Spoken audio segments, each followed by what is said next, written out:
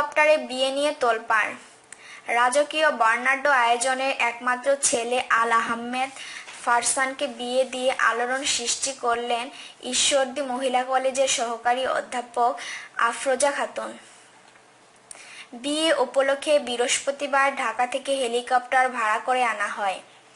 নিজ বাড়ি থেকে বর রাফসান ব্যান্ড পার্টি নিয়ে ঘোড়ার চড়ে ঈশ্বরদী আখ গ্রুপ গবেষণা ইনস্টিটিউটে মাঠে যান। সেখান থেকে হেলিকপ্টারে চড়ে বিয়ে করতে কনের বাড়িতে যান। অবশ্য কনে রুবায়েত নিশাতের বাড়ি মাত্র 5 কিলোমিটার দূরে বাঘইল গ্রামে। তিনি মৃত শওকত আলীর মেয়ে। আনুষ্ঠানিকতা শেষে রাফসান বউ নিয়ে আবারও হেলিকপ্টারে বাড়ি ফিরে আসেন। এদিকে শুক্রবার ঈশ্বরদী শহর থেকে প্রায় 36 কিলোমিটার দূরে পাবনার ঐতিহ্যবাহী রত্নদ্বীপ রিসোর্টে বৌভাতের আয়োজন করা হয়। এখানে 5 শতাধিক মানুষের আপ্যায়নের পাশাপাশি মনোমুগ্ধকর নাচ গানের ব্যবস্থা রাখা হয়।